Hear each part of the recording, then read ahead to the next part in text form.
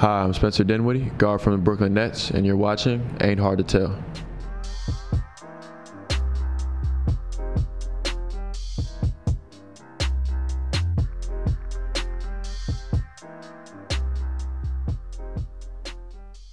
All right, welcome to the Ain't Hard to Tell podcast, episode 20. Dexter Henry here with Brian Fonseca, and we have a very special guest. Yes, sir. The first musical artist to come here on the podcast. You were the first.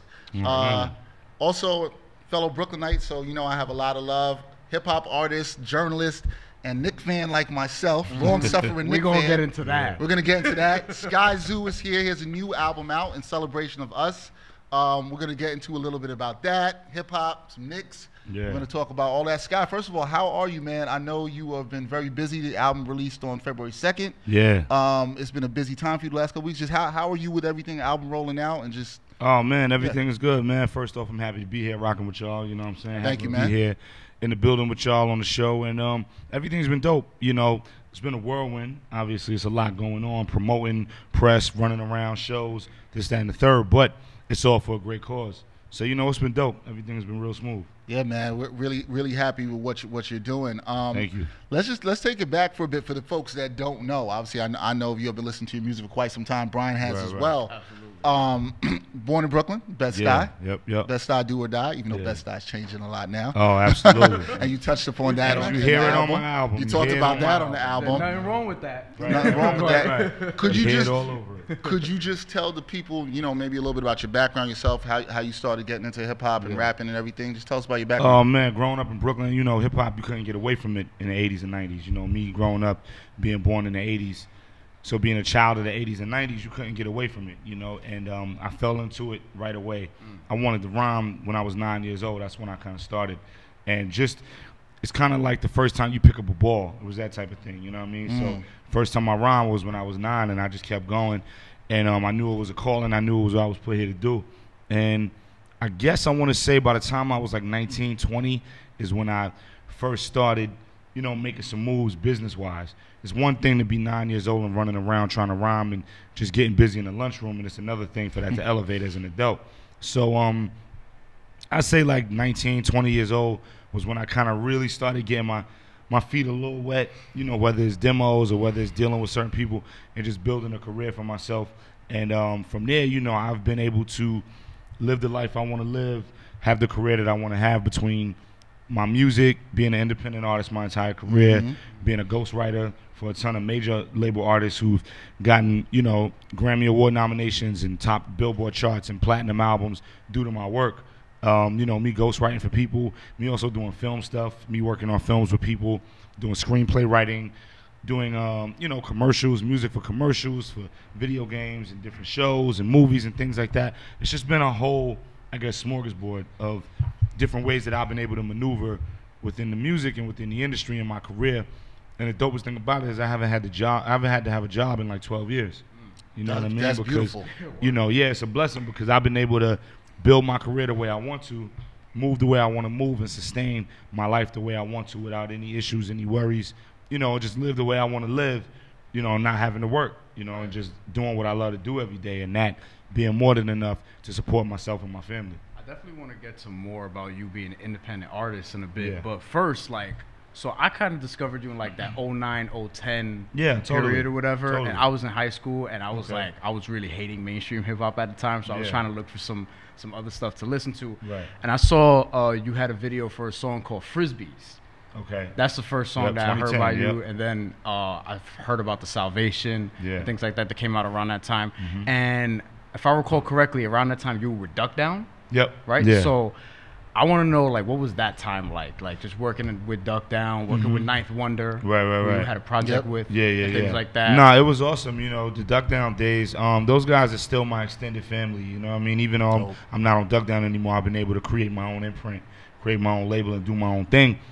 But you know, those days were dope because it was sort of the start in a sense as far as label side, and it was dope running around with my brother Sean every day. My brother Sean Price, you know what I mean? That's my man. That's my that's bro. how I found you. It was like Yeah. a related video to Sean Price because I'm a Price, big yeah. Sean Price fan. Absolutely, Rest in absolutely. peace. And what happened was, you know, he so what happened was Duck Down wanted to sign me, and they were talking about signing me, and we had the meeting and everything.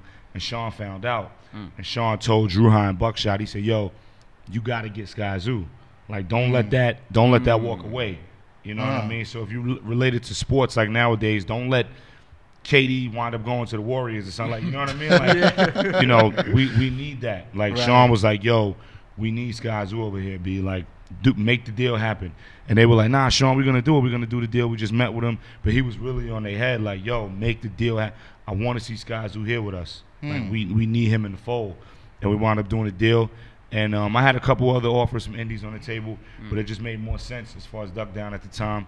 And we did it, and it was dope, you know. And it's crazy because Sean used to call me the Kanye of Duck Down. That was always his thing. He was like, yo, you like the Kanye of Duck Down, B? Like, we be making this type of shit, and then you be having trumpets, and you be having saxophones, and you be having chicks singing on your records. You got Jill Scott on your record. He was like, we won't never get no record with Jill Scott. We can never pull that off. Like, but you could pull that off. You know what I mean? Off. They couldn't do that. They couldn't go in that lane. Right. So he always was like, yo, you like the Kanye of Duck Down. Like, you that one who could really go there and do some other things that we normally wouldn't do. So it was all love, man. And I got nothing but love and respect for them guys. And, you know, obviously Sean, that was like family, you know what I mean? So rest in peace to my bro. Yes. It had to be big at the time because you were like a newer act. Like, right, absolutely. That was new for you. Yeah, absolutely. So it was good things, man, running around, touring and ripping and running and putting records out and letting that kind of be somewhat of the start. You know, it wasn't the start, but it was part of that early half, you know, things that were going on. And, you know, but now I'm here, and like I said, I've got my own imprint. First generation rich that I've had for a number of years now. Absolutely. Salute to FGR, yep. Yeah, and I've had for a number of years now where I'm able to control my own destiny, run it the way I want to run it, and just continue to build and rock. Yeah, no doubt about that. And I think some of our younger listeners or viewers, they might not even remember you from being on 106 in Park. Oh, man. I do. I told he didn't remember that. I didn't remember He didn't remember that, and I was telling him. It's funny because I had just thought for some, I don't know why I thought about this recently, but the Gin run. Where he was like he had that 6 or 7 week run where he was beating everybody. I don't know why that popped into my head recently. And then he brought it up, like the Battle Gin on 106 in Park. Yeah, because I remember that. Yeah. And we're very close in age, I think like a couple months apart. So I definitely remembered that and what that's been like. But getting back to the independent thing. Yeah. You talk so much about being an independent artist and being able to do your own thing, and just as an independent media creator, I can relate to that.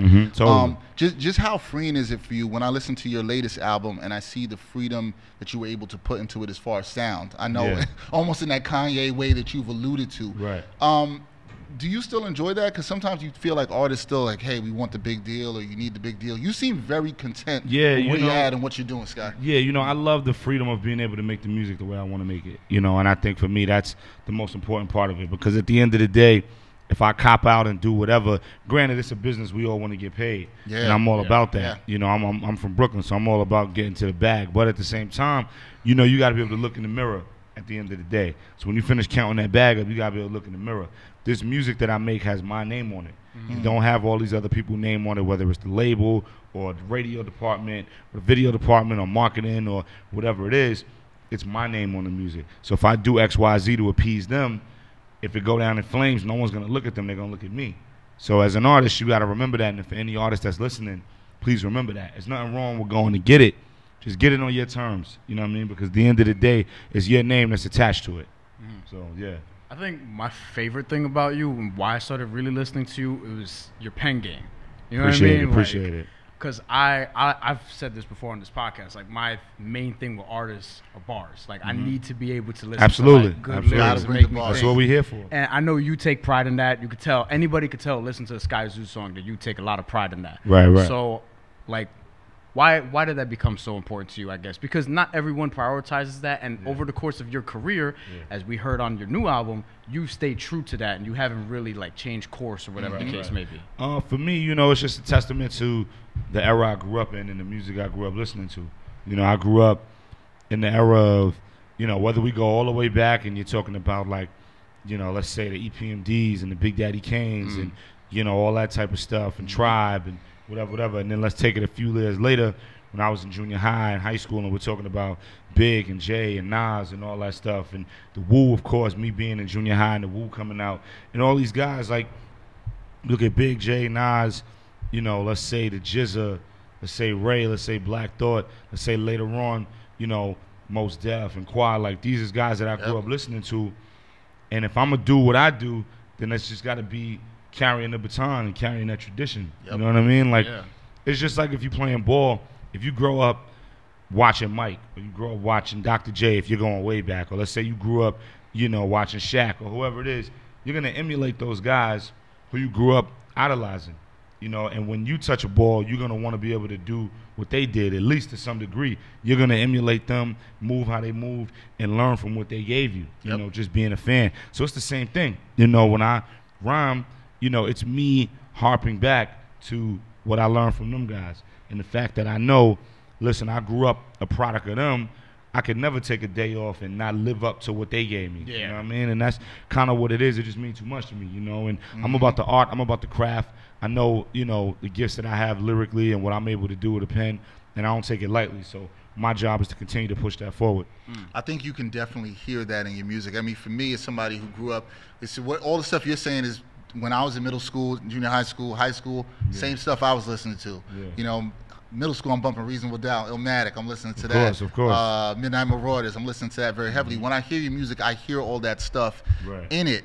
I want to touch on a project you did that I thought was fantastic. You did the Ode to Reasonable Doubt as a tribute to Jay.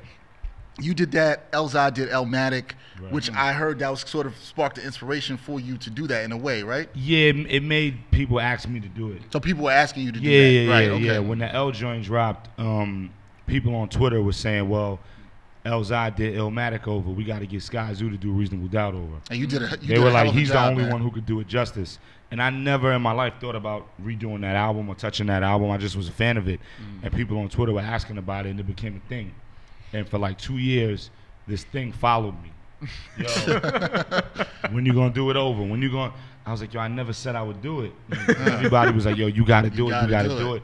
You're the only one. And I'm talking strangers, not my homies. Like, I'm talking strangers on Twitter. Like, you gotta do it. It got to the point where I would do press like this, and people would ask, so when is that coming? I was like, I never agreed to that. And you know never what I mean? announced it, nothing. No, nothing. Like, you know, it just was on So Twitter. was that weight on you when you actually did do it and you hooked up with Ant-Man Wonder? And you Nah, guys did it wasn't weight from them. It was Right. more so weight of just making sure that I did it justice and I did it right. But it wasn't the weight of the fans.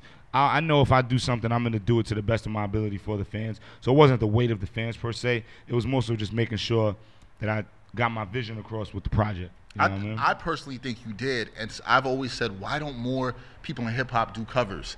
And you and Elzai did it, and I thought you guys touched it and put your own style in it, and respected the art of those albums. Two of my favorite hip hop albums.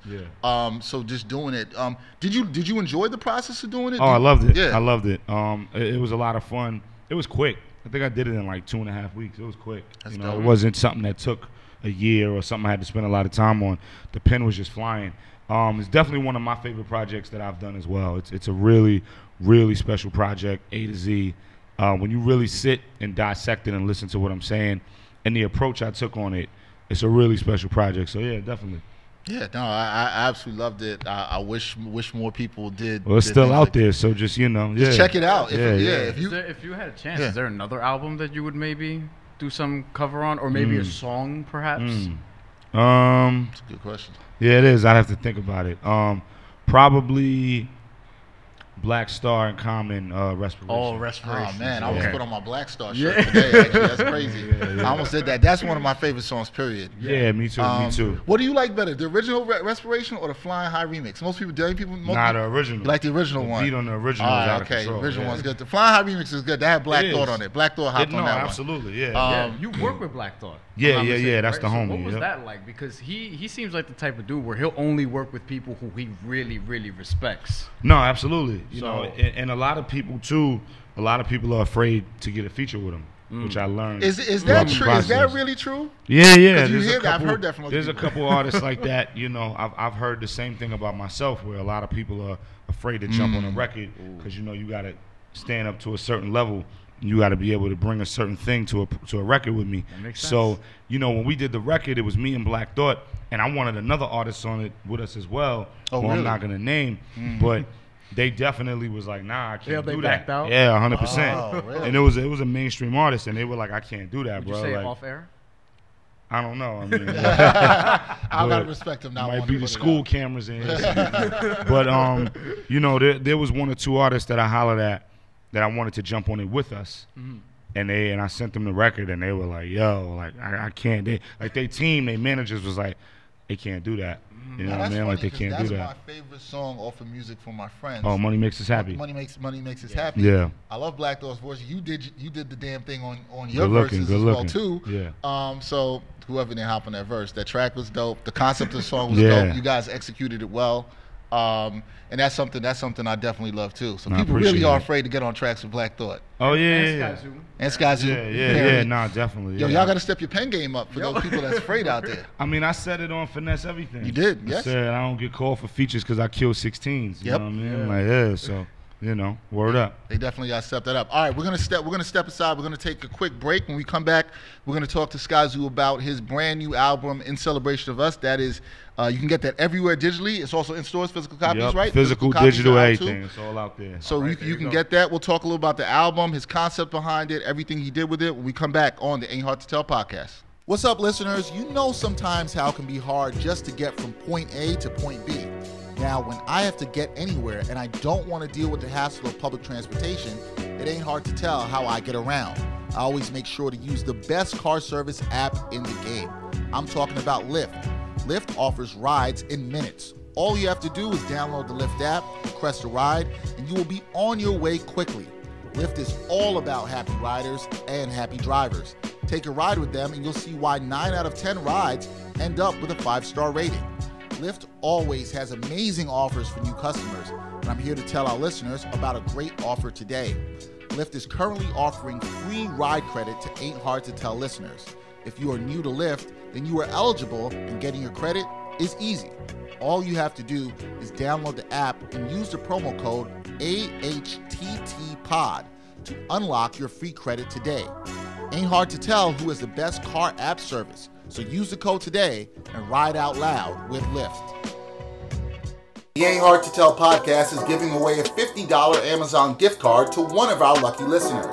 All you have to do is enter our gift card giveaway contest.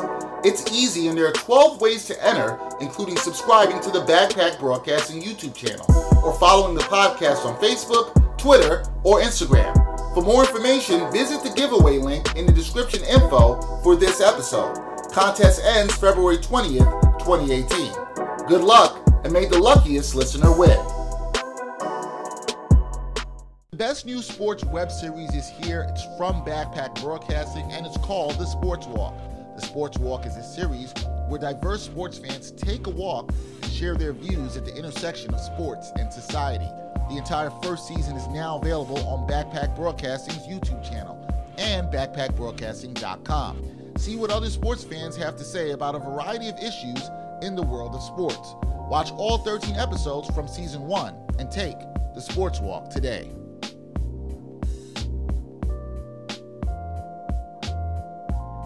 All right, welcome back to the Ain't Hard to Tell podcast. Dexter Henry, Brian Fonseca here, and we have hip-hop artist Skyzoo representing Bed-Stuy with us. Also, journalist, Knicks fan, big Knicks fan. We're saving that for the third segment. We're going to get into the Knicks. Sky and I got some stuff to talk about. We've been suffering for way too long. I'm going to be the referee for that one. But if you're a Knicks fan and you want to take your mind off of that, you need to listen to In Celebration of Us. Absolutely. New album from Skyzoo. And Sky, I feel like the reason I like this project so much, and I remember reading about it, I think late December, early January, when you were kind of rolling out that it was going to drop in February, just what you were talking about. You were saying this is like Dave Chappelle meets The Wire, which I'm going to get into because we're both big fans of The Wire. It's my best TV show ever. Absolutely. Can't even argue with anybody on that. There was so many things I felt like you were going to touch on this album, and then I listened to it, and you did. Right. And it's very dense, but it's a really easy listen in my opinion. How did the thought process start for this album and what you wanted to do with the celebration of us? Well, you know, it really is just music of the times. You know, everything that's going on in this country, everything going on in the world at large, who we are as a people, where we are, how we got there, and what now. You know, and that's kind of what the album really encompasses. And like you said, you know, the things I brought up, everything from cultural appropriation to gentrification to police brutality to economic crisis to the power of the black dollar. You know, there's so many things that go on in this world, and so many things that I felt needed to be touched on this record. And that's why I wanted to drop it in February, obviously for Black History Month, because for me, I feel like it's a letter to Black history, Black culture, Black people, Black pride, and what it's about. But what I will say on top of that also, just because it represents so much fists in the air does not mean that it alienates anyone else. Right. And I think it's been dope to see how many different types of people, you know, different nationalities, different creeds and colors and backgrounds that have been coming out to support the album, that have been floored head over heels with the album, even though the album is so pro-Black.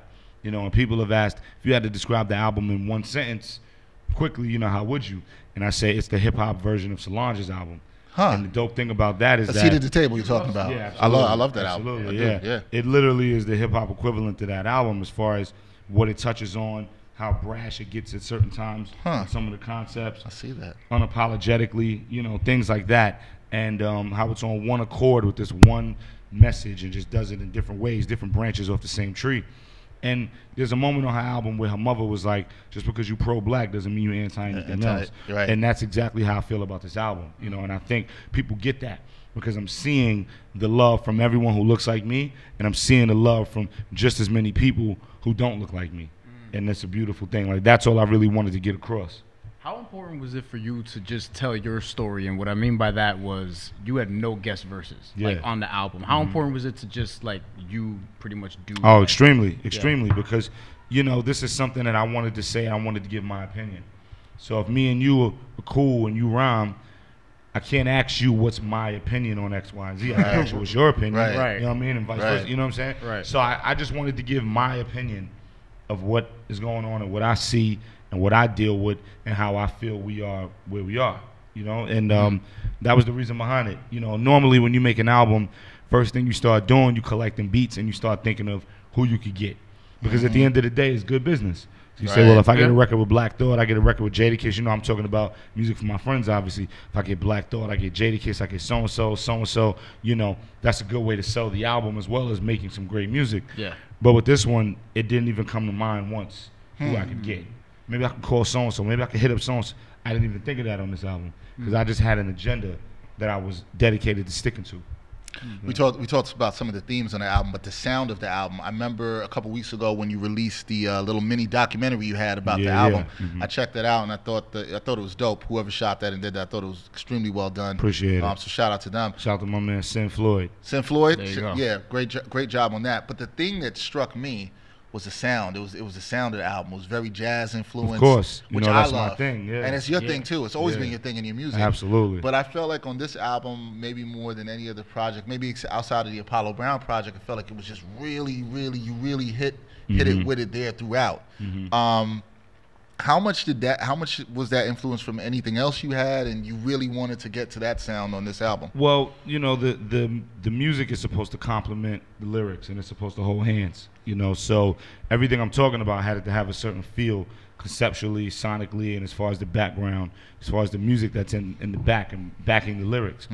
But you know, as far as the jazz element, on top of what I just said, you know, I'm a jazz head, so jazz influences me every day. Like I literally listen to more jazz than hip hop. You know, I drove here listening to jazz. Like I rarely have the radio on hip hop or anything like that.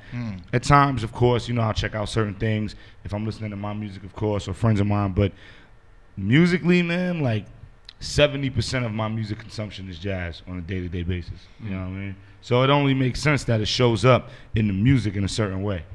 Yeah, we could definitely tell that influence is there. Everybody's Fine. Yep. Maybe my favorite song on the album. I'm not sure. I'm still like digesting it. Of course, take your time.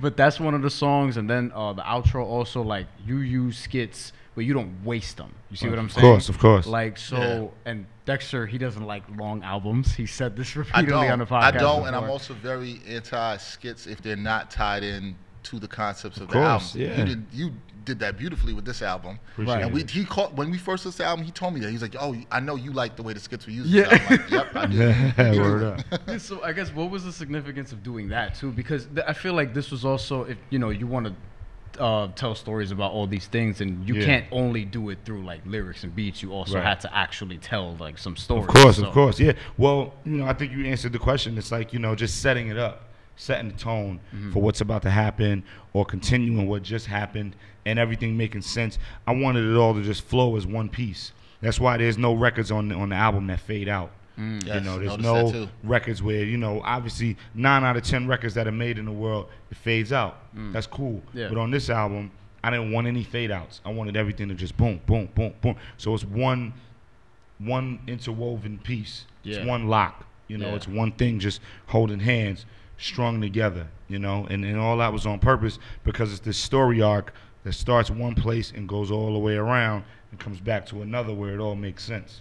So I just wanted to tie that together.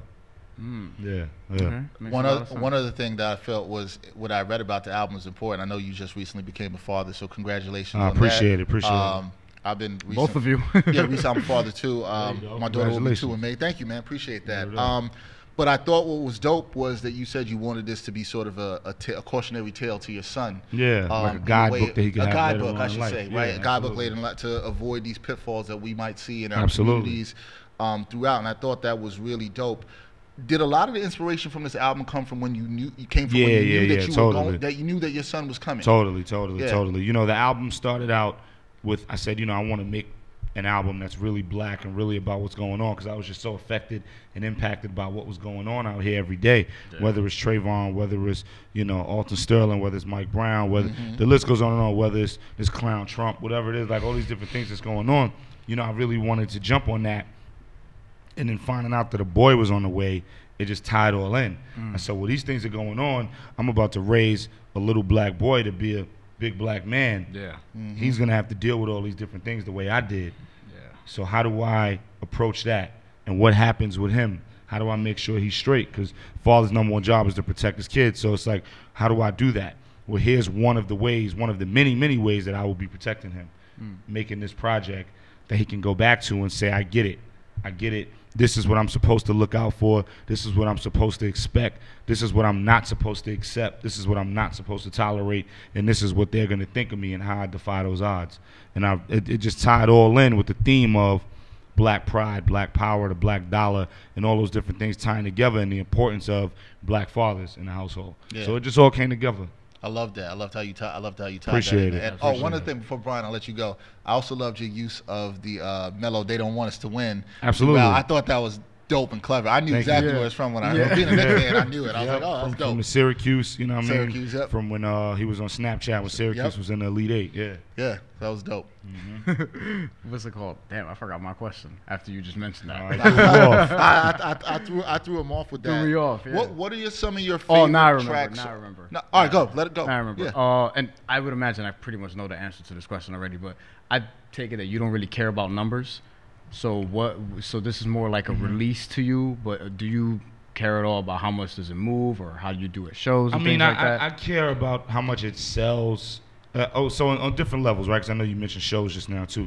I care about how much the project sells because it's all a business, and I'm here to sell records, and this is my livelihood. This is how I put food on my family's table, and so et cetera. And everything has been going extremely well, you know. So I can't complain. I care about numbers, but I also know where we are in this climate. That's You know, earlier this week, a report came out that Best Buy and Target are about to stop carrying CDs, things like that. So I know where we are in the climate, right? I know where we are as far as making money off of music. You know, everything is streaming now. And for the fans who don't know, every stream, an artist makes like 0.0000001 cent. Yeah. Well, I'm not a whole cent. I mean like a tenth of a cent Yeah. per album stream. You know what I mean? That's Like crazy. You take a penny and cut it in 10 pieces. A penny. One of those little pieces is what you get when someone streams your whole album and pays $10 a month to stream it. You know? Yeah. So I know where we are in the business of music, you know? But I also know now you said shows. I care about shows because that's where Yeah. a lot of my money comes from. Yeah, and a lot of You know? independent artists say that. A lot of course.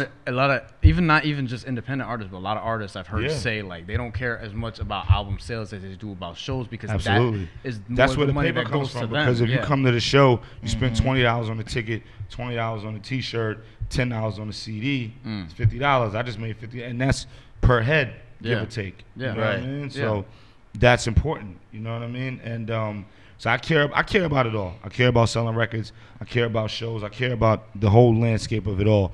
But I know where we are in the climate. So I know if I sit home and look at the numbers every day, I'll kill myself. You know what I mean? Because I'll be like, yo, what is going on? And they're like, yeah, I know what it is. I know what to expect. That's like, you know, living somewhere where it only rains and you're sitting at the window killing yourself because you're just waiting for the sun. You know where you at. You know what I mean? Like, right. You know what I mean? You know where you at. Like, you know what to expect. You know? So if you get a cool sunny day, that's a nice surprise, but you know where you at. So, you know, with that, I don't worry about the numbers in that sense. I worry about the numbers overall, as far as shows, as far as licensing, as far as when I do sell records. Because granted, I do sell records. I don't want it to come off as if there's no records being sold. I do sell records 100%, else I wouldn't be able to keep being able to put music out and fans come out in droves and everything like that. I just know where the climate is at with everything. Just real quick, Dex, before you get, I want to stay here real quick. So how does that, like, you've obviously been here for a while. You've seen how the industry's kind of moved, evolved, changed, whatever. Like, how have you not how have you been able to adapt to that, but what are your thoughts on like how that's moved? How, you know, how's that affected? I mean, it's sad. It's sad because, you know, I think it just takes the value out of the music. You know, forget the money, right? I mean, it's all great. We want to sell records for $10 a pop. That's beautiful, but take that out of it. When you give someone access and say, okay, all you got to do, it's pretty much an open bar buffet. It's like all you got to do is pay one flat fee and you can continue to sample this, all day. You can just continue to come. How many times you go to a buffet and waste all the food that's there? You know what I mean? I do that all the time. You load up a plate and you waste it because it's there. Yeah. You know what I mean? So you take it all for granted. So like with the music, you pay $10 a month or $20 a month to these streaming sites, and then all you're doing is you playing this guy, you playing this girl, you playing this guy, you playing whatever, and you're not really taking in the music, you know? So albums are here today, gone today. Literally, unless you're of a certain age bracket, I agree with albums are here today, gone today, because as soon as you listen into one joint, somebody else joint pop up on your feet. Oh, let me jump in that. So now you're not even really paying as much attention. So the music is getting hurt. And in turn, the artists are changing their approach to music because they want to not get left out. So they say, well, as long as I make something that's hot for the moment, that'll sustain me on that level, as opposed to a full cohesive project. You know what I mean? And it hurts the music. Yeah, people are making music that's easily digestible. Absolutely. And then and I agree with you. I don't think a lot of listeners sit with albums the way they used to. That's not even in music. That's also. I think it's all forms of media. I mean, it's life. Yeah, it's life. It's happened in journalism too, and I mentioned that we live in a right now. You know, we live in a right now because climate, we're both sports journalists, and the reason why I bring this up is because it's the same thing where people are searching for clickbait all the time, as opposed to trying to tell good stories, because people, you know, they're not trying to tailor to, you know, long attention spans anymore, so to speak. Newspapers are dead. You know what I mean? And now physical copies of albums are dead. It's kind of like the same thing. When you really think about it. I think it is the same thing. Before we go to the next break, I just wanted to get your thoughts on your favorite tracks off this album to make and then just go back and listen to. I mean, we both have talked about some of our favorites, but what are some of your favorites that you made on this new album? All of them. You know what? It's hard to pick a favorite off this album. I felt that as a list, Collateral's my favorite so far. At least from sitting with it, I really love that track. No, you know, I mean, I love all of them equally because they're like kids. But you know, there's things that are on the record that, and even when I hear people say what their favorite record is, I'm like, that's amazing. I love that you love that record so much, but you didn't listen to the album as long as you need to, because if you did, that probably wouldn't be your favorite record. It's an amazing record, whatever the record may be. I'm not even naming the record, whatever it may be. But that means keep listening.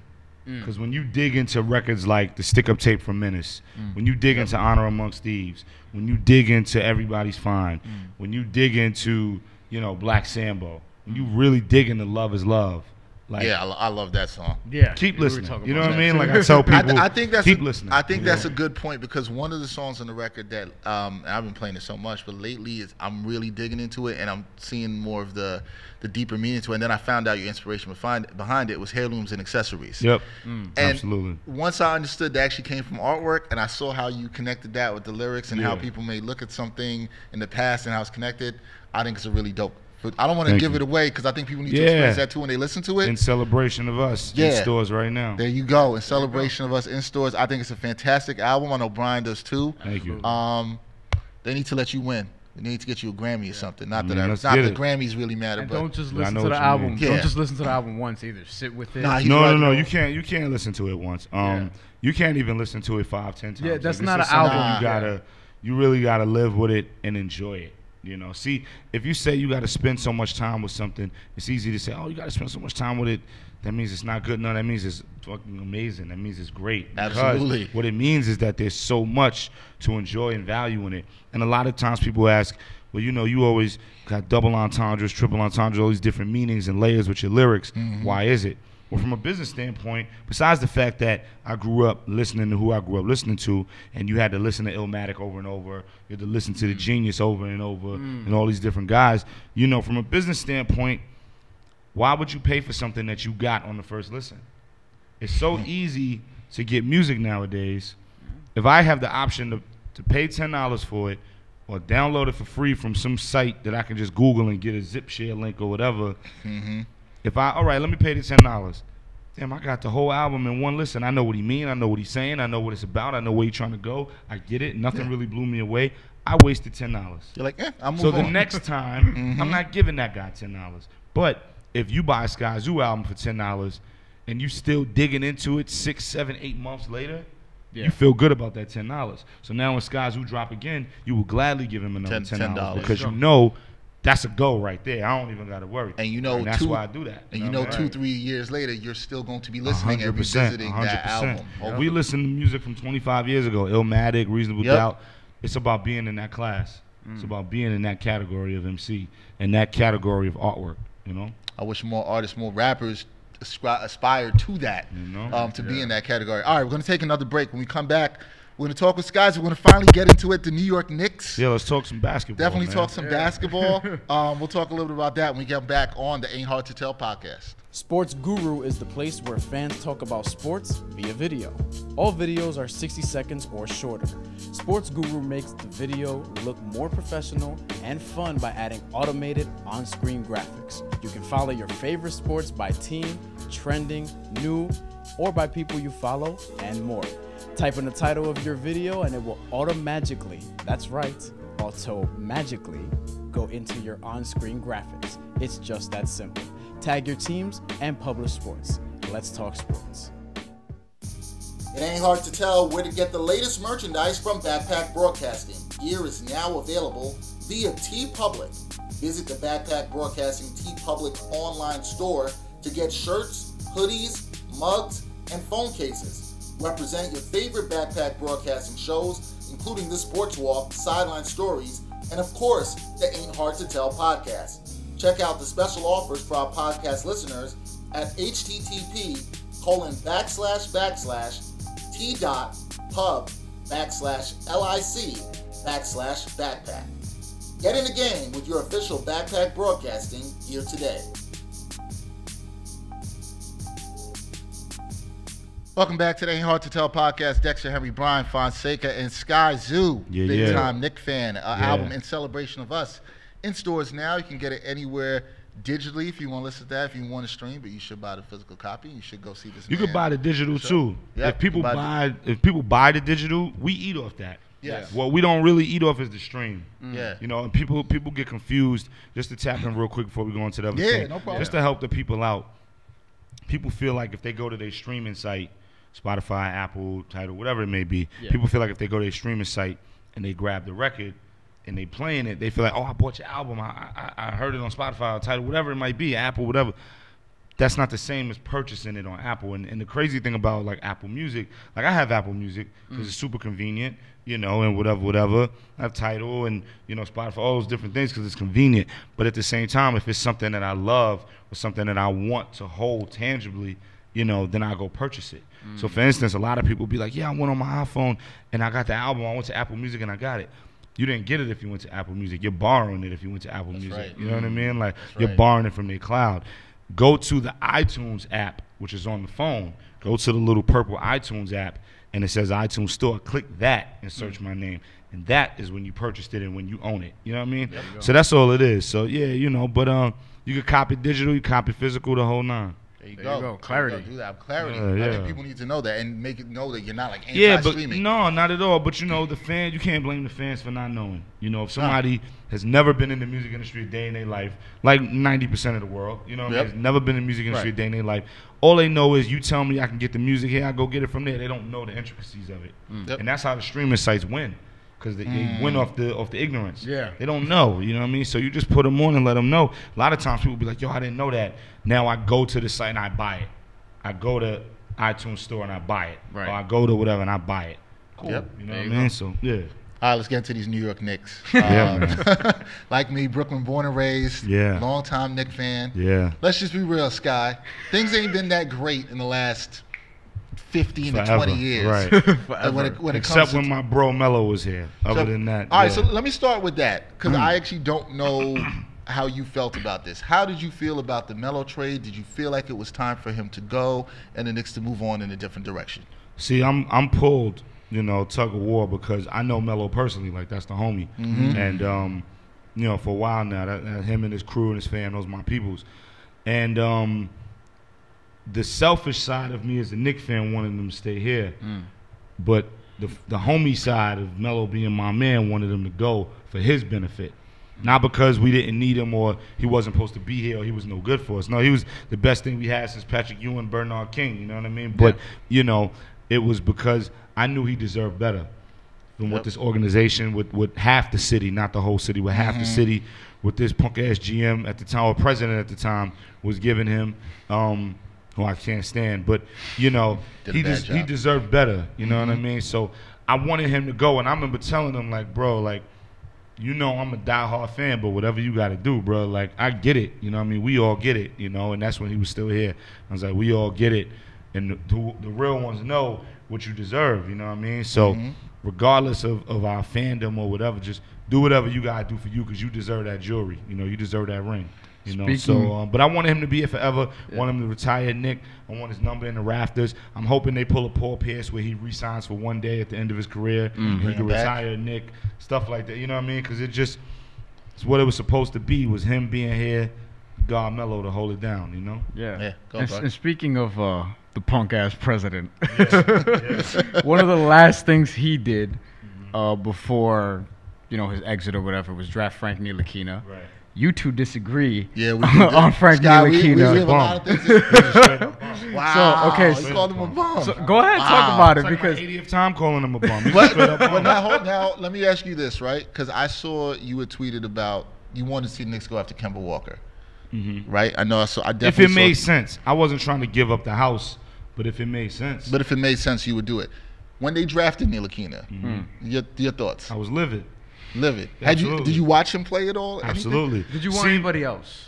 Yeah, was it- Dennis Smith Jr., Donovan Mitchell? Okay. Either one of them. Okay. Yeah, DSJ is the truth. I'm not a fan of Utah DSJ. Jazz fan right You're here. I think crazy. he's Steve Francis Very happy with 2.0. Donovan Mitchell. You're crazy. You think so? You're crazy. Bro. Now Donovan Mitchell, I like, but DSJ is the truth. I'm not man. a fan of him. I think All right, he just racks up we'll points. see and this does in a nothing year. else. We'll see this in a year. You gonna come back if DSJ is Ntilikina's the better than him? truth, bro. If who's better, If Ntilikina's better than him, I'm better than Ntilikina. Damn. Yeah, like, yo, listen. Let me tell you something.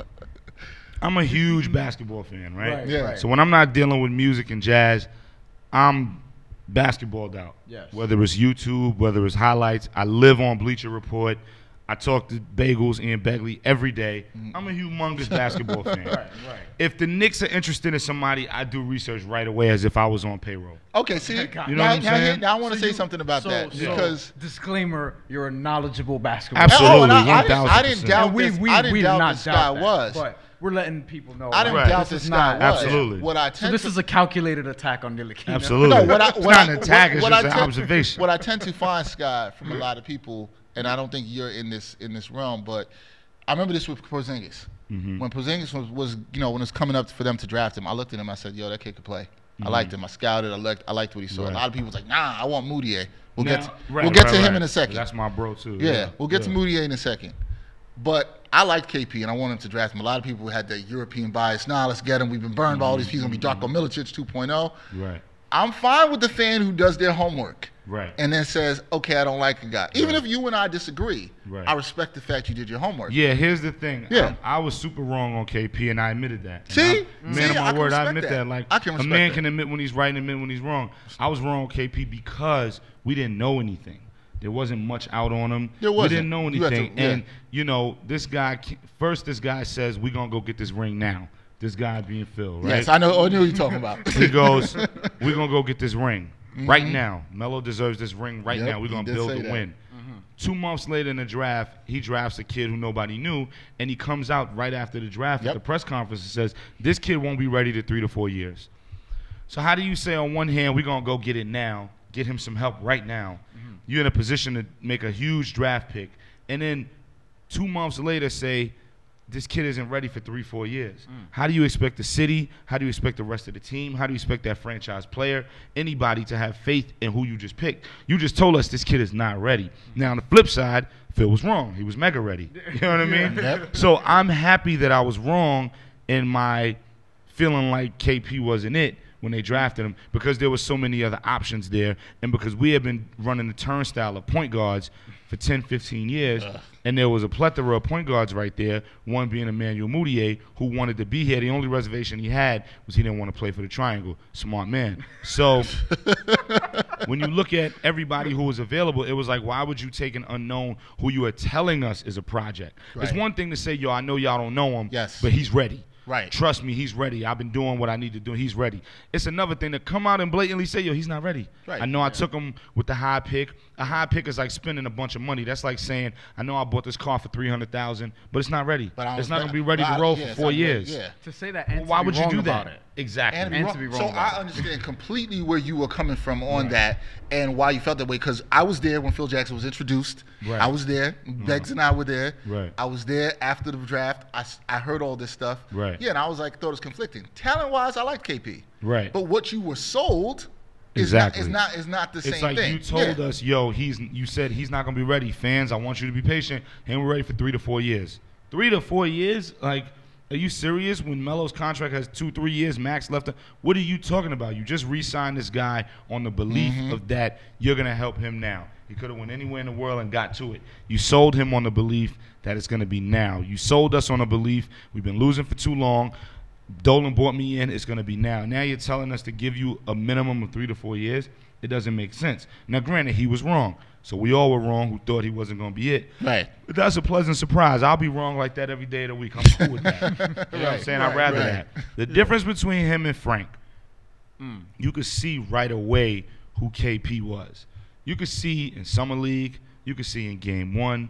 You could see on the tape from overseas. You could see who he was. It was just the fact that he was so tall and thin, which is a problem still, as we see with the tear with the ACL. So That's that a gets problem. stronger. He's got to put that weight on. And sometimes you can't. Look at KD. You know what I mean? Like sometimes you just can't. Yeah. Your metabolism's a certain way. It's not your thing. But, you know, we saw who KP was. We saw preseason like, yo, this kid all right. Oh, it's not. Yeah. We see who Frank is. The numbers Frank put up in France are the same numbers he's putting up now. 5 points, 3 rebounds, 2 assists. They are identical. Is To that- anybody listening, I remember looking at his numbers when he was over there, because as soon as he was on the radar, I watched a million YouTube videos. Right. I said, this Which I kid is. respect. He did I his said, this homework. kid is slow. This kid don't have no handle. This kid don't have no jumper. The only thing he does is put his 7-foot arms out. And I could play defense too if my arms are 7 feet. Give me 2 brooms and I could play D. It's You not don't- you about, don't yo, think- he got all these defensive instincts. Yo, give me 2 brooms. So you're I could so- play D. So Like, you're out. So you're out on him, definitely. 1,000%. So it's like No, Sky's so, all the way out. 1,000%. So just playing devil's advocate here, because I'm not really leaning strong one way or another. But you don't think that, you know, maybe year 3, year 4, that he develops into I something think we like see other. who he is. Okay. I think he will get better just from being in the league, but we see who he is. He's a backup point guard. Okay. 1,000%. He's not your leading point guard. Okay, so with At that, all. So You with know what I that mean? being said, I want to, and I know Mudiay's your boy. Yep. I'm not a huge fan of his game. You crazy, I think man. You're He's- underselling. Hold on, He hold said on. 2 things Hold already on. that wasn't I too know, bright. Scott's not feeling me. This guy doesn't shoot the ball that well. Okay? Okay. He doesn't shoot the ball that well. Turns the ball over a lot in Denver. I'm gonna say maybe his change of scenery could be better. You know, maybe you know better than me because that's your man's, right? Does he need to change the scenery in Denver? Absolutely. Are you happy that he's here in New York? 1,000%. Okay, now. You saw how hard I was going for him at the draft with KP? I don't know if you remember back Nah, then. I don't remember That's that. who I wanted. I don't remember that. I was And a lot of Knicks fans wanted him, Yeah. too. A lot of Knicks Because fans. here's the deal. It goes back to what I said. And you said he wanted to play here. I just want to make that noted too. You said that you knew that he wanted to be play. Yeah. He was excited about the. I think what happened was, and I wasn't in the room, but I think what happened was they told him, you know, it's probably gonna go this way, and he was right. Again, I wasn't in the room. No, but so agents, this is just agents off get of that and they know yeah. that. This is just off of what I heard and different things, but I don't want it to be quoted as I was in the room knowing all this. But you know, it was like, you know. Players get told, agents get told, yo, they probably gonna go this way. They probably, you know, and you know, but on the flip side, then it turned into KP, which was a blessing because now we look, you know, God looked out because He said, yo, just hold on. I'm gonna give you your man. We gonna have it where you get both of them. Let's just hold on. But you know, from what I remember reading back then was that once it went down, he was a little relieved on the low because the triangle is what it is. So it was like I don't really even want to be involved with that. So I'm glad. You know, listen, it's the same reason why Dennis Smith didn't want to give up his physicals. Because of Phil, nobody wanted to play under Phil because they saw what he was doing to the regime. It wasn't about I'm playing for Phil, the coach who gave Mike 6 rings and Kobe these rings. It wasn't that. It was look at what he's doing to this team. Look at how he treats the players. Look at how he treats the organization. Look how he ostracizes everybody. I don't want to play for that guy. Agents were telling they play, yo, you don't want to play for that guy. I don't think I think we're not letting you. We're going to do everything we can to stop. Now, granted, we can't stop them from drafting you, but we're going to do everything in our power to prevent that. Because that is career suicide if you go there. Look at how they're doing Melo. That was the perfect example, even for free agents. It was like, why can't Melo draft free agents? Melo could bring wild free agents. It wasn't about Melo. It was about Phil. Nobody wanted to play for Son. It was like, yo, I'm not going there to kill my career under that guy. I think no way. I think what you're bringing up, a lot of people didn't realize how bad it was for players. I mean, this was the most toxic time it had ever been in the Knicks organization was when Phil was there. Okay, so it was toxic. You know what I mean? Like, so, the guy was literally a breath away from getting rid of KP. That stuff I know in a whole nother thing. If he had got rid of KP, I would have stopped rooting for the Knicks. I've said this. I've been on record as saying that. I would have been like, nah. Hey, but y'all keep going. Not until he was gone. That's what made you know Dolan pull the trigger. Wait, two Mudiay questions. One, are you concerned with there was like a report where he like was not wanting to do media in Denver like that, like he was snarky with reporters? And two, do you actually see him becoming the Knicks franchise point guard? I totally see him becoming the Knicks franchise point guard if he get the keys, if he gets the time, and I'm gonna tell you why. Because he don't do his homework. I feel like if he did his I homework, did my homework. I'm saying if he did his homework, he would be like, nah, your man is it. Because here's the thing. I'm listening, Scott. I'm listening. As far as the media stuff, I don't know. You know, when I did the story on him on Slam, he was real cool.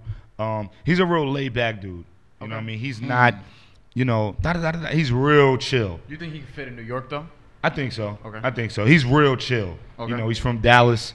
You know, it's Texas, so it's smooth, it's slowed down. He's a real chill, laid back dude. You know what I mean? So I could see the media, yo, and he's just like, it's cool. You know what I mean? Like, he's a real chill, laid back dude. Real reserved and just calm. Real calm. That's the word I'm looking for. Real calm dude. Yeah. As far as his game, 6'5" like Frank, but he's stronger. He's like 210, he's like... No, he's around 210. Yeah, he's more athletic. Chopped. Yep. Jump through the... I mean, bro, go and YouTube him, bro. I'm not talking about Denver because the Denver days, he didn't get run. Granted, his opening night game as a rookie in the league, you know what his opening night was? 17-9. Yeah, I remember he almost had a 17 points, 9 assists, I think 5 rebounds. No turnovers. I got some homework for you though. Go for it. All right, I read this the other day. It's according to ESPN stats and information. Only Stanley Johnson and Marcus Smart played as many minutes as Mudiay while shooting worse than Mudiay, whose career percentage is 37.5. He also struggled defensively, ranking last in the league among all point guards in defensive real plus minus. Yeah, but how many minutes did he play?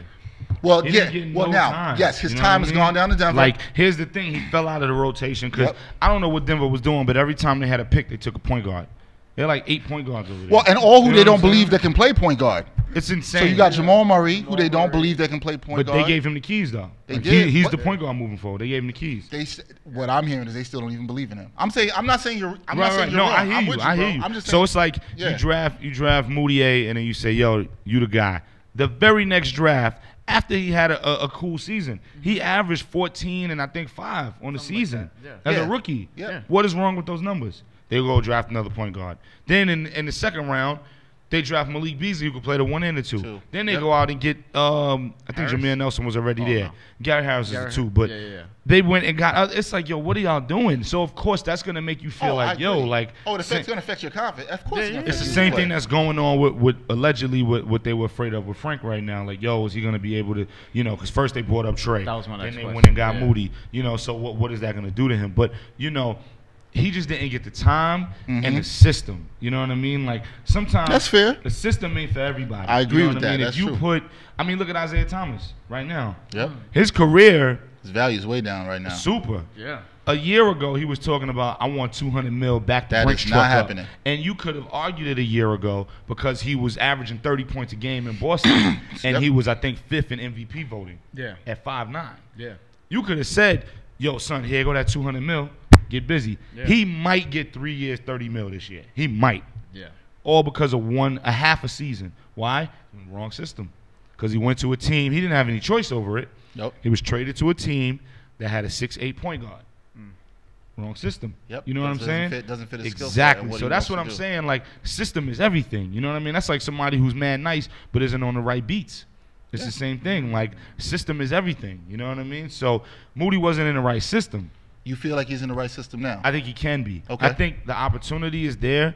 The starting point guard is up for the taking. Because Jared Jack's gone after this year. You know that. It was a 1-year deal. It wasn't even supposed to be that. It was a couple-month deal that they had up until right. It was a certain deadline they had to extend it, and they extended it because they liked what he was doing. He's done after this season. You can bank on that. Right. As far as with the Knicks, and that's not throwing minutes right now, though. Absolutely, but that's not throwing a shot at him. It's just the truth. Yeah. He's gone after this year. Right. Either he'll be retired or he'll be on another team. You know, so that opening point guard is up. Period. It would. They like Trey Burke a lot, I think. But Trey Burke's size is what holds them back. Yep. They're like, you might be 6 feet. You're really like 5'10". 5. I love Trey Burke. I was super happy with the signing. I love Trey Burke. So that's not a shot. It's just what it is. They're looking at him like, you about 5'10", 5'11". Yeah. And You're super nice. He's also erratic, like from the field, like shooting wise. I don't know, man. He's defensively pretty accurate. Challenged. Right. So he's taller than Isaiah, but it's kind of the same thing. So you look, he got super handles. He could drive.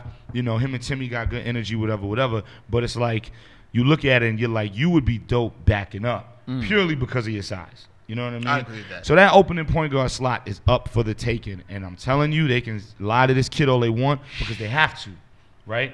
Like, how is it, you know, how is, you know, your coach or let's take it even a step further. How your parent going to come out and say, you know, you're an idiot of a child? Your parents are never going to tell you, yo, you stupid. Yo, Dex, you're just not smart, bro. Right. Your parents are never going to say that. What they're going to say is, we're going to help you out. We're going to do whatever to get you right. They're never going to tell this kid, yo, you're trash. They're never going to come out and openly say that because, first of all, it hurts the brand because they've sold us on him since day one because they didn't have a choice. Scott Perry wasn't here when they drafted son. He would have never drafted son. You can see that. The point you're making is I'm fine with if you come out and be truthful with it. Not you. I'm talking about Scott Perry, the Knicks organization, right? If you don't believe in Frank. They can't do that, though, bro. You know that. I know the politics, how they're going to play that. We can do that as fans. We can do that as journalists. You know what? They can't do that. You know what we'll tell the time, Sky? We'll see what they do with the minutes as far as Mudiay and Frank. I know we're going to go watch it. We're recording this. We're going to see. This summer and all that is going to say everything. I mean, you already started seeing it when Trey Burke was taking Frank minutes. They don't believe in Son at all, but they know we can't come out and just say, yo, Son ain't it, because it goes against everything that you were saying. It goes against the organization. It goes against the look of the brand and the class that the Knicks are supposed to uphold. The Knicks so they're brand never going to do strong, that. Brother. Right, but they're never going to do that. They're never going to come out. Even if they got rid of Son tomorrow, if they traded him in a deal last week, they would have never said, oh, because he was trash, we ain't believing him. Yeah. They're going to say, we just wanted to do some things that make sense, and we wish him the best, Yeah. They have to be PC. I respect that. Understood. Behind closed doors, they don't believe in Son because they wouldn't be making the moves they make. And they're right for doing that because he's not it. The thing with Son, size-wise, the stuff that you're born with, all day. 6'5", 7-foot wingspan, all day. I grew up a Penny Hardaway fan. Penny Hardaway is Jesus to me. I think he has some comparisons to Penny Hardaway coming out of that draft. I wouldn't have said that. Didn't he? No, not at all. I heard Mudiay. people. Mudiay I'm talking about. Oh, Mudiay. Moody was looked at as like a bigger Derrick Not Rose. Ntilikina. I was about to say what? No, Moody was looked at like a bigger Derrick Rose. They gave him the John Wall comparison. I heard a Jason lot. Kidd too because his jumper was in question. Right, but here's the thing. First of all, and we'll go back because I know you said you wasn't up on him because you wasn't up on him, but his vision is crazy. His passing, his vision is crazy. He's 6'5", so he can see over everybody. He's strong and brolic and diesel, so he get rebounds. He Debo his way in the lane. He got super hops. You look up his dunk highlight reel, dumb. Crazy ass super lift. hops. Yeah. Like they wanted them to be in the dunk contest as open the year. Super hot. He's like a bigger Donovan Mitchell. Like, you know, it's but the thing with him, his vision is stupid. He got super handles. He's stupid quick. You know, he's like a little John Wall. You know what I mean? That was the best way to really describe. John Wall couldn't shoot when he came out either. The best thing I say, exactly. People say, oh, he can't shoot, jumper. Yo, listen, you could teach a jump shot. Yeah. There's a lot of things you can't teach. One thing you can teach is a jump shot. There was this dude who came out, you just alluded to him. When he came out his first couple years, they was calling him Asin Kid. Yeah. Because he had no J. Yeah. That kid went and got a J and is now one of the greatest statistical three-point shooters ever. Yeah. Because of his percentage of what he made throughout the course of his big career. shots when he was with the Knicks here. Yo, they just, you just teach that. That's Right. not It's hard like to teach. defense. It's not like defense where you. I mean, look at Markelle Fultz. They ruining his jump shot. You It know looks what I ugly. mean? Yeah. They're ruining him in Philly. And they're still letting us film him. They're But that's ruining another that. discussion. He actually tweeted out a video he shot. A few at the Nets videos. game, a few videos of him shooting, and it looked awful. I They're know. doing to him what they did to Jaleel Okafor. Like that front Who's office with is Brooklyn trash. now. It's just they're not in New York, so you don't get the spotlight on it. That front office is trash. They're ruining that kid. Number one they- pick. they He's gotta- gonna be a he. I hope I'm wrong because he's dope.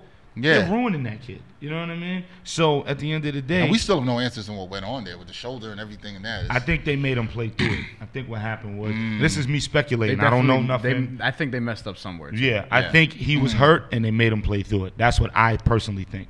But, you know, with Moody, it's nothing to teach a jump shot. You know what I mean? I'm not saying you get it overnight. No. You shoot 1,000 jumpers a day, you're going to get a jump shot. Yeah, but So you spend the summer working on it, hours a day, you're going to get a jump shot. That's a given. You know what I mean? He just has to have a competent one. Before we go, because we got to wrap up, my question to you is where the Knicks are and all the pain we've been through, Sky. I'm going to ask two things. Hornacek as the head coach, one, going forward, and the organization now removed from Phil Jackson in this new era with Scott Perry and everything else, and they clearly are rebuilding. Yeah. Are you optimistic about the Knicks' future? Ask Ian this too when he sat here. Are you optimistic, I'm about optimistic about the the Knicks' future if they do it right. They look like they were going to do it wrong, and now they're forced to do it right because of KP's injury. All that nonsense about 8th seed of the playoffs was the dumbest thing I ever heard. I argued with fans about it. I argued with people Okay, about so it. we're on the same You page both with wanted that. the tank. The For- dumbest Yeah, we thing did. was- Except for Why this guy. would See you this guy be- right here? This guy Lewis, our Now let me- he me- wanted the 4th seed. He said Knicks were going to get the 4th seed this If year. we can get the 4th seed, that's amazing. But But there that was wasn't no gonna way happen. we were getting the That wasn't 4th gonna seed. There was no way we were getting the 4th seed with Ron Baker. And, you know what I'm saying? There was no way we were getting the 4th seed, bro. Like, no way at all. So to sneak in and get the 8th seed Yep. and go Why? up against Boston, why? Why? Why? We- to get we- swept? Long term. We were for on what? this. We And were what on I the same page with and that. people tell me, you know, I was talking to my man Donahue. Shout out to my man Donahue. I was Anthony talking Donahue, to him, shout yeah. out, yep. And he was like, nah, but we need it for KP so he could stay. KP's not going nowhere. He's not going nowhere. You know why? He'll never be the face of a team the way he is here. Not saying he can't be He's the face of a homegrown team. here. Exactly. Not saying he can't be the face of the team, but not like he will be here. This is the biggest media market in the world. They had a guy who was the face of the team, and they moved him for him. Yeah. No other team is going to do that for him. You can't go to I Cleveland and agree. move Braun. You can't go to Golden State and move Steph or KD. You can't go. They're not going to do it. Right. You know what I'm saying? No other team is going to move their face for him. He can't go get paid as much as he can here. KP's not going nowhere. The only thing that would have made Son leave is Phil. Phil's Yeah. gone. And You know what I'm saying? Apparently, that Thank- almost happened. Exactly. Phil's gone. Thank So God. it's like, you know, like I was telling Donald, he was like, nah, in order for him to stay, he needs to see a winning culture. He needs to see a culture change. Culture already changed. Phil's Word. gone. You know what I Word. mean? Culture Word. already changed. It doesn't mean, if it rain outside, it doesn't mean the ground is going to be dry in a split second. You got to give it time for the ground to dry. You know what I mean? Yep. Give it a couple hours, then the ground will dry. It's raining right now. By the night, the ground will be dry. It don't mean the moment it stopped raining, the ground going to be dry, but it's going to dry out. Right. That's what happened. The culture already changed. That's the equivalent to that. Like, Phil's gone. That's what he wanted to see happen. He wasn't staying if Phil stayed. You could bet that. Yeah. Yep. But as long as Phil's going, he's here. He ain't going nowhere. Yeah. So what's the point of sneaking in the 8th round, 8th seed, and then getting swept in 4 games? What does that do for you, Courtney Lee? What does that do for you, Lance Thomas, who goes donuts every game? What does that do for you? Yes. Like, it does nothing. Yeah, Dex can't stand Lance It Thomas. does nothing. I'm over him. I won't see He a him cool on dude. He a cool dude. I don't Locker see room Ron and all Baker on that, the but floor anymore either. trash. That's Yeah. many. Jeff, they paid him because Jeff Hornacek wanted him to. Jeff he looked like Hornacek Jeff said Hornacek. last year, he said, yo, I love Ron Baker. I see myself in him. He reminds me of how I was when I was a rookie. That's why they paid that Jeff kid. Hornacek You know what I is mean? not. But also, are you disappointed like with the trade deadline that they couldn't move off some of these assets like Courtney Lee? And It depends, it depends on what you would have got. See, they wanted first-round pick. I like the fact that Scott Perry's being so hard-nosed. He might have been a little too hard-nosed. Like, they wanted first-round picks. Nobody was giving up first-round picks for Courtney Lee, Kyle O'Quinn. I love Kyle O'Quinn. Yeah. That's one player I want to see stay here. Kyle O'Quinn. And he's from here. Absolutely. And Kyle O'Quinn is like a little Mason. He's got that toughness, Mason. that Oak and that You know what Mason I'm had. saying? Yeah. I love Kyle O'Quinn. I think he's extremely important for this team. They're going to have to pay him, because he can opt out this year. He's making $4 million a year. He can opt out this summer and try to get more. Obviously, he's not going to get no max, but double him. Give him $8 million a year. He'll take it. Somebody's going You to know give him what that, I'm saying? too. Yeah. Somebody. I love Golden State was on his heels. Golden Yeah. State wanted him. You know what I'm 'Cause saying? they Like, need some toughness right now. I love Kyle O'Quinn. But what's the sense of being an 8th seed, getting rocked by Boston? They lose by 30 without Kyrie. What do you think you're gonna do with Kyrie when all he want to do is kill Bron? All he want to do is kill Bron. So anybody in the way, I'm bulldozing. I'm trying to kill that guy. Because every time he talked about me, he called me the kid and called me the son and the kid. I'm trying to kill that guy. You in my way, KP? You out. You in my way, John Wall? You out. I'm trying. Whatever's moving, I'm killing to get to that guy so I can kill him. Right. They would have demolished us. All right, so What is the point of that? So I'll say that because I just want to get the point out. Yeah. So I'll say this. There was no point in no 8th seed in his cancer. There was no point in none of that. Word. Tank out, get this top 10 pick. Now hopefully it's a top 5 because you need a small forward. It better be. Playing Courtney Lee at the 3 with Tim Hardaway is not it. You need a real small forward.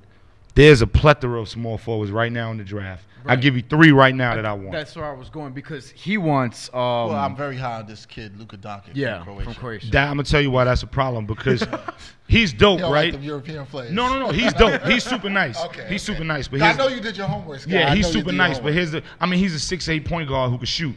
Sign me up, right? The problem is you just took a point guard. You can't. The Knicks can't. traded for one. The Knicks can't take a point. Even if it wasn't no trade, the Knicks can't take a point guard in this draft because again, it shows they messed up. They're never gonna admit that they messed up. You know what I mean? Yeah. You're right. Hey, I hate the that. Knicks can take the number. Knicks can get the number 1 pick. They're not taking Trae Young. They can't. Because then it just sends the biggest message of egg on the face to Frank. They can't take Trae Young. They're not picking a point guard in the first round in the draft this year. Bet that. We can put money on it right now. Doncic They got to at pick least- something. And Doncic, You could play him. plays you it. can You play can him play at the the- 2. yeah, Here's yeah. the Or you problem. can play the 3. You just gave Tim Hardaway $71 million. We're not even going to go into that because we don't. Baby Starks. Baby Starks. We don't want to talk about Baby Starks. Bruh. Who I know gives you both of us. 40 We are both huge gives John you Starks 41 fans. I'm not a huge John Starks fan at all. Oh, you're not? Oh, okay. Listen, he's Baby Starks because he give you 40 tonight and give you 5 tomorrow night. That is Starks like. He's Baby That Starks. is Starks like in I that told one. Heads, I He said, don't play yo, good defensively. before Starks, KP yeah. got hurt, I said, yo, the Knicks are just doing the 90s all over again. Here's why. Don't say that. I'm going to tell you why. This is before KP got hurt, and I like KP. You got rid of Bernard King, Melo, to give the team to Ewing, KP. You went and got John Starks, Tim Hardaway. Look, man. Same thing. It's You the know what? exact same thing. So Sky's here's the point deal. about him being Oh, hot he's one night Baby Starks. and He got cold the other same night. number. The only all difference He's is Baby Starks. John Starks play defense every night, and he Right, don't do I'll that. give you that. He was that's tough, the difference. and John Starks would go at your neck. Yes, You he know would, what I mean? and I loved him for that. That's why I say he's Baby Starks. He's not Starks. He's Baby Starks. That's Baby Starks right there. Yo, Duke is 2 for 24 from 3 in the past like 3-4 Yo, he's been games. horrible the last couple of After games. cooking for like a month. Yeah. He came back from the injury cooking. And he came out hot. He was Came cooking. Yeah, but now That's Baby he's Starks. in the baby. freezer. So So here's the thing. Who are the 3 small forwards? Yeah, let's I'ma get tell that before you they go. Yes. They can't take a 2 guard now either because of that. And you can't play Luka at the 3 because he's not tough enough. He's 6'8", but he not. You know who they playing at the 3 these days? They'll wash him. And Luka is nice. And I like him. He's They'll nice. wash him. The strength thing that's real. That's true. Yeah, and I've watched you know what enough I'm of saying? it. Like they'll wash I think him. his game is nice, and he's going to do real He's well super in the NBA. nice. He don't really play defense though. He's super Yeah, nice. defensively he's got to get He's better. nice. He's nice as hell. His But ideal fit may not be in New York. Not at all. Right, but give me the 3 small forwards you like that you think could come to the Knicks and help them if they could draft them this year. Miles Bridges, Mikal Bridges, Michael Porter Jr. Fine with all of them. Absolutely. So I'm I don't fine even with know all of who them. they all got. Like, I'd be torn. If I Are you was Scott scared off? Perry, I'd Are be you torn. scared off by Porter's back injury? Not if he see a little bit. Porter was the #1 pick before he went down. everybody had him So number that one. speaks volumes. Porter was the #1 pick before he went down, but now with him being down, he's still a top 6 pick. The problem with a back injury is that it does linger, but when you're 19, your body can heal like that. You know, Dwight Howard had back problems at 28. It's gonna be different. At 19, he already said he's coming back. You know, I was reading something on him yesterday. He was like, "I'm out to practice in like a week. Like I'm out to play." Said he's ready On the back, yeah. He's He's like, "I'm good." So if that happens, grab son immediately. You know what he is? And I'm not saying he's the exact level of I love talent. player comparisons. Word, this should be good. He is KD meets Blake Griffin.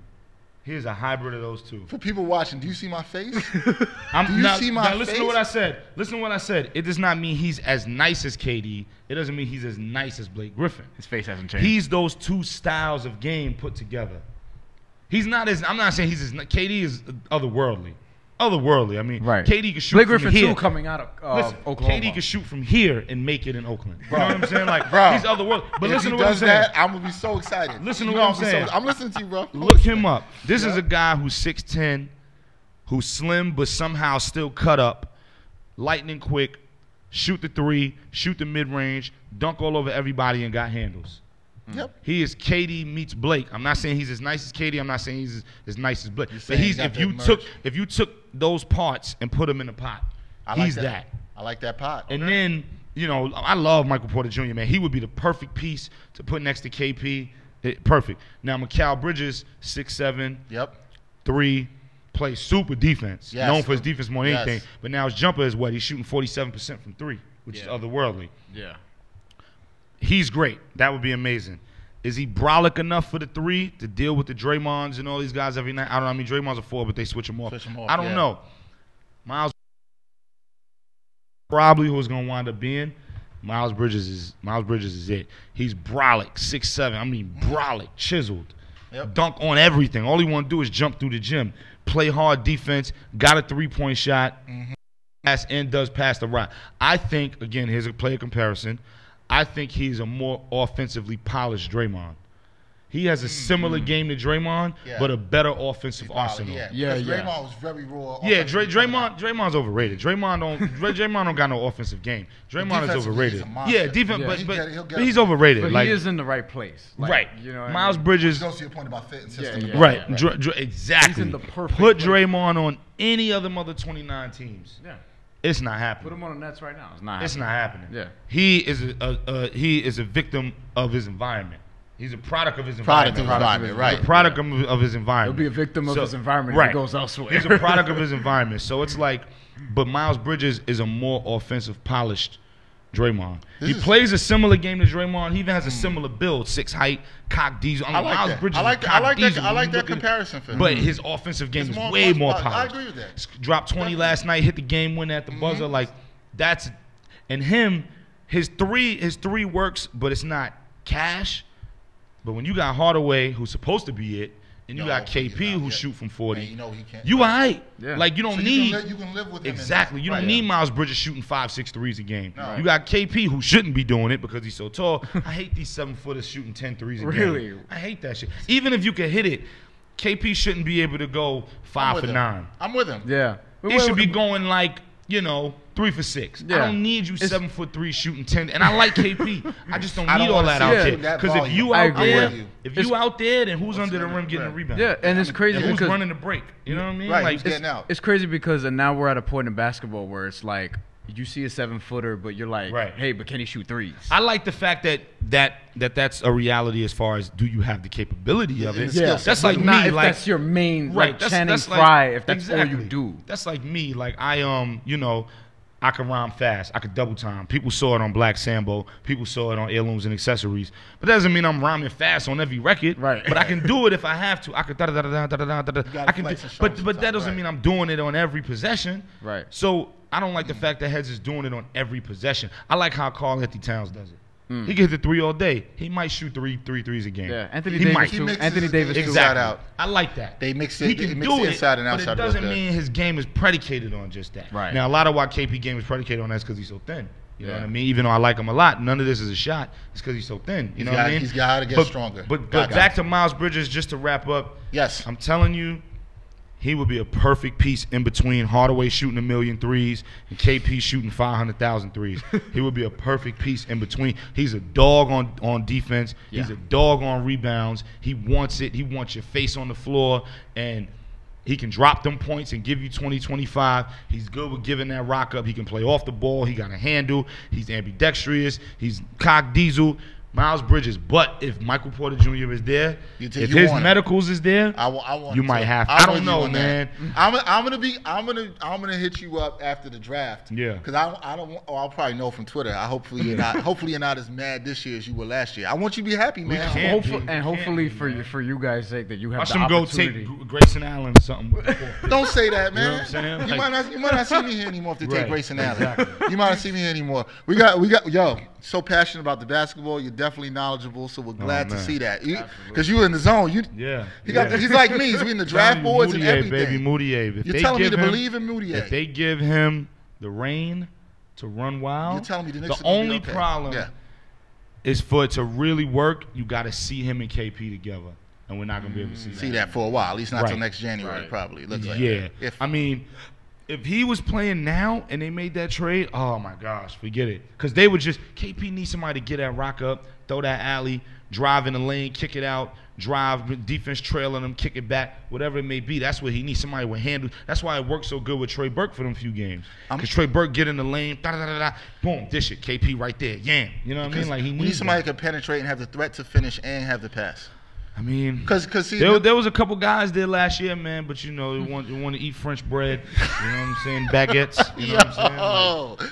Yo, listen, he seemed like a cool kid. Ntilikina sees Sky, he's gonna be like, yo, this guy don't believe in me, man. Listen, this is not a personal attack. He seemed like a cool kid. We understand Every that. interview I read on him, he seemed like a cool guy. This is why they don't want to give up on him. He generally seems like a nice person. Nice guys don't win you basketball games. Exactly. Playing that game, listen, son handles.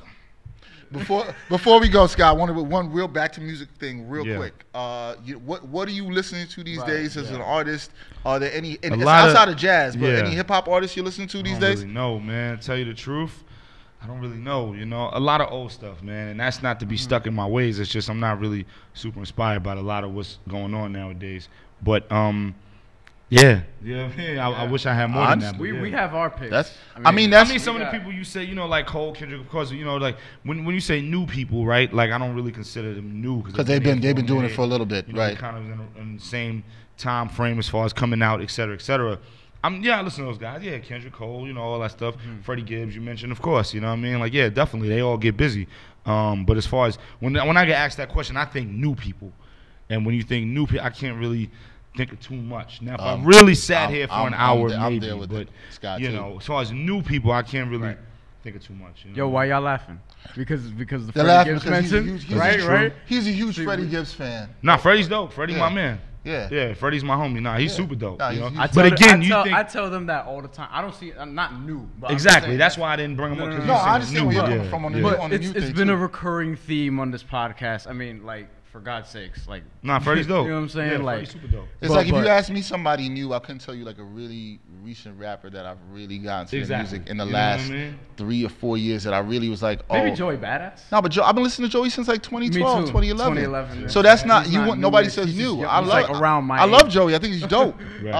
You know, I think he's one of the dope people in New York doing it. But as far as new people, like he's not new. Dave East isn't really new. Yeah, you know what I mean. Like maybe you could say Dave because he probably came. He really popped in the last year or two.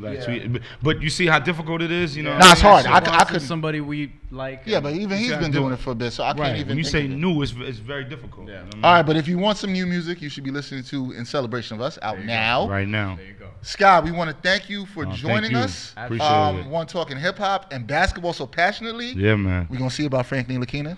If Frank Ntilikina drops 30, I'm hitting you up, man. Please do. Please do. I know my phone gonna be dry as rice. When we're really gonna really going to talk is the draft, because in the draft, I hope that both of us were smiling about the Knicks' future a little bit more. They got to take a small forward. I think they know that. They can't play Courtney Lee at the 3 going. We don't want to see that anymore. And he's probably, I mean, he's saying he want to stay and help the youngins, but is he going to be willing to come off the bench? You know what I mean? Because he's getting older. He could play. If not go to a contender, then help the youngins from off the bench, because we're not really developing much. Agreed. You know what I'm saying? So, like, and I don't see him wanting to come off the bench. Yeah. They really should have shook, son. I think there was a lot of teams that just needed 15 more points a night, 12 more points a night. And some defense. Could have grabbed them. You know what I'm saying? Yep. OKC, you know, I can't really say GS Dub, but, you know, maybe San Antonio with Kawhi being down. There's a couple people that could have used, son. But, you know, apparently the Knicks wanted too much, you know what I mean? And I ain't mad at that. I ain't mad at Scott Perry for being a dog on it. Like, nah, I want this. Sometimes you got to know, yeah, all right, let me get, you know what I mean? But I like the move Son is making, though. So, yeah. Small forward, baby. Small forward for the Knicks. Come draft time. 2018. Hopefully, Sky and I are smiling. And I'm going to be instigating because I don't have a team. Yeah, he has no team. But we're diehard Knicks fans. So, hopefully, Sky and I, we want to see the team turn around. Sky, once again, thank you, man. Album is great. In celebration of us, in stores. For Brian Fonseca, the great Skyzoo, Dexter Harry, signing off. Episode 20 of the Ain't Hard to Tell podcast. Peace, peace. Thank you, bro. Appreciate it.